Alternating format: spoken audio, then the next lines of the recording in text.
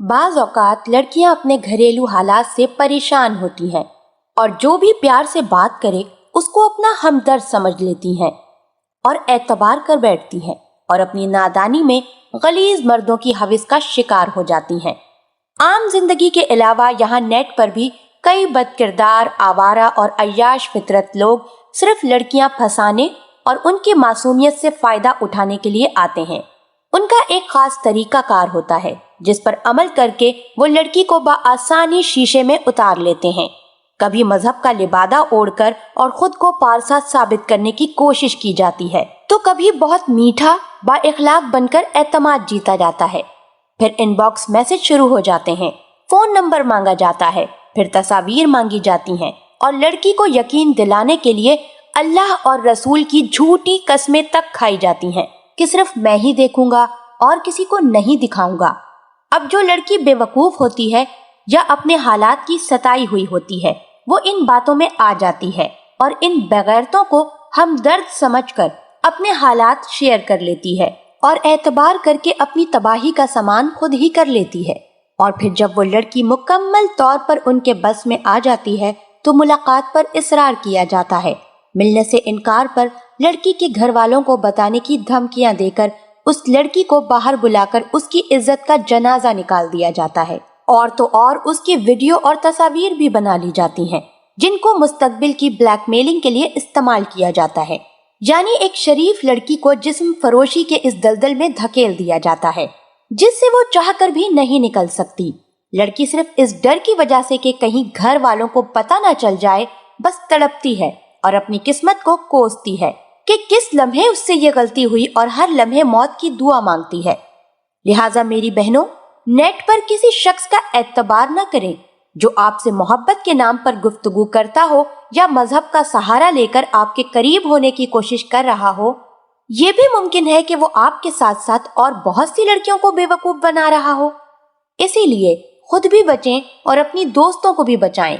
बराए मेहरबानी नेट पर लड़कों से रिश्तेदारियां ना बनाएं, ना ही उनको अपने फोटो वगैरह दिखाएं। जरूरत क्या है आखिर खुद को नुमाइश के लिए पेश करने की? क्या आपको होने वाले इन नुकसानात का अंदाजा है जो कल आपकी आने वाली जिंदगी तक तबाह कर सकते हैं? अपनी तस्वीर अपनी फैमिली के लिए रखें। नेट पर इन तस्वीर का बिना इजाजत कॉपी करके गलत इस्तेमाल भी हो सकता है और आपको खबर तक नहीं होती, और यही चीज आपके लिए नुकसान का बाइस भी बन सकती है। ऐसे कई वाकयात सामने आए हैं जहां लड़कियों की तस्वीर या वीडियो बनाई गई और फिर उन्हें ब्लैकमेल करके गलत काम करने पर मजबूर किया गया, जिसके नतीजे में कई लड़कियों ने खुदकुशी कर ली। मेरी बहनों, फर्ज करें कि अगर आप ऐसी ही एक लड़की हो जो ऐसे किसी बेगैरत इंसान के हत्थे चढ़ गई हो और घर वालों के डर से किसी को बता भी नहीं सकती कि कैसे उन लोगों या हालात से छुटकारा पाया जाए, तो मेरी बहनों, एक गलती तो आपसे हो चुकी है, जैसे भी हुई, मगर अब इस डर से कि घर वाले क्या कहेंगे आप खामोश ना रहें। इससे पहले कि बहुत देर हो जाए, आप अपनी वालदा या बहन को बताकर उनसे मदद मांगें। उनका गुस्सा वक्ती होगा मगर होगा आप ही की भलाई में और आपको इस गलाजत से निकलने में मदद देगा और आइंदा के लिए एक सबक भी। बाकी मुआफ करने वाली जात अल्लाह पाक की है, वो बहुत मेहरबान और मुआफ करने वाला है। अब आखिर में आवारा और उबाश लड़कों के लिए मेरा एक ही पैगाम है, औरत मुकद्दस है, उसके तकद्दुस को अपने अमाल से पामाल मत कीजिए। याद रखें कि आप आज जिस तरह किसी और की बहन और बेटी को वरगला रहे हो, उसके साथ जिना करना चाहते हो, कल को यही सब कुछ आपके घर रिपीट होगा, क्योंकि दुनिया मकाफाते अमल है। किसी की बेटी के तन से चादर हटाने से पहले सोचना कल यही कुछ आपकी बहन बेटी के साथ भी हो सकता ही नहीं बल्कि लाजिमी होगा। आज अगर आप किसी की बच्ची की जिंदगी खराब करोगे तो कल आपकी अपनी बेटी भी इस मुकाम पर खड़ी होगी और आपके पास सिवाय सर पीटने के कोई चारा ना होगा।